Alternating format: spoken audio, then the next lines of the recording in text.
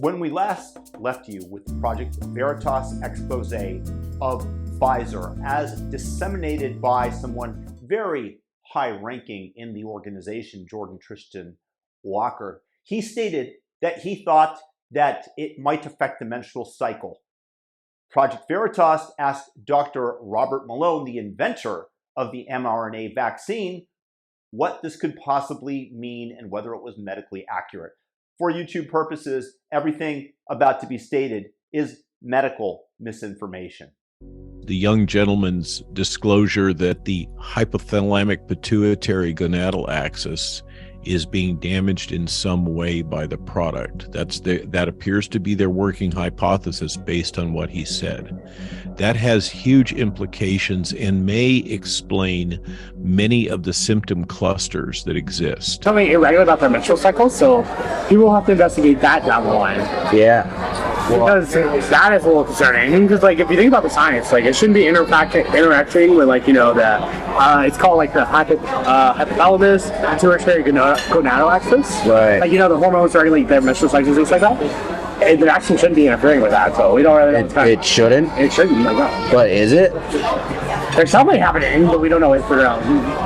Well, I mean, you're a urologist, so you must understand, like, what's going on with it, right? Like, So that's why I understand that it's weird. I hope we don't find out that, like, there's somehow this mRNA, like, lingers in the body, and then, like, because it has to be impacting something hormonal to impact menstrual cycles. Yeah, or, like, the entire next generation is, like, super up. Could you imagine the scandal?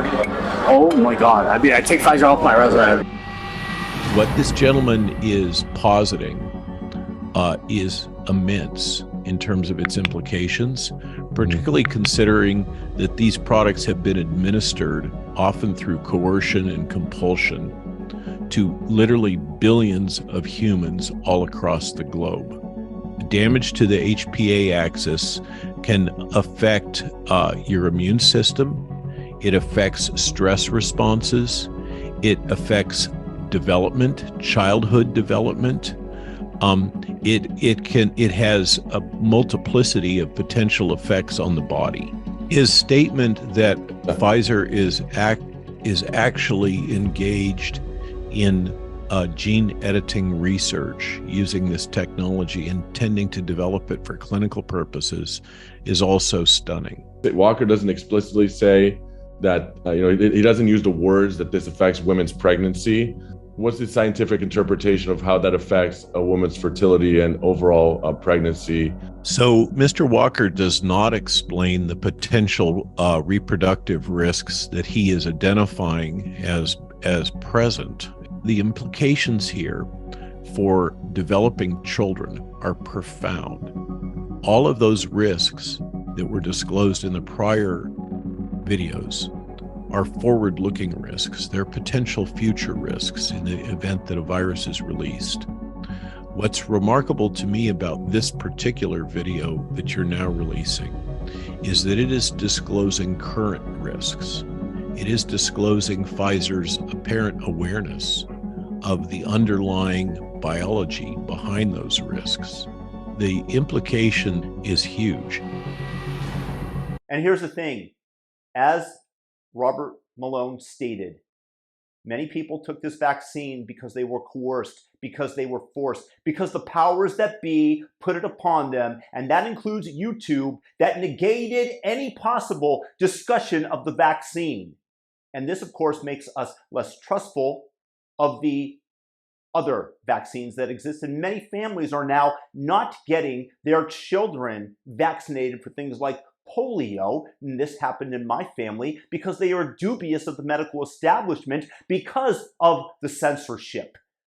My video just the other day was struck down by YouTube because of harassment. All it showed was a YouTube exec being questioned by Project Veritas as to why they took down their original video regarding the possible Pfizer gain-of-function research that may or may not be ongoing.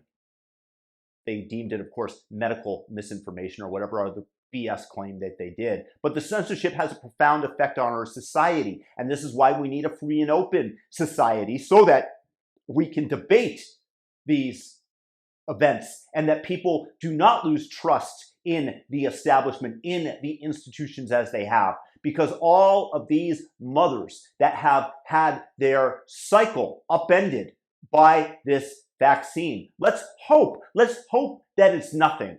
But we don't know, and more information needs to come to pass. And all those who took this vaccine are guinea pigs for the medical industry, for Pfizer, and it was done via coercion.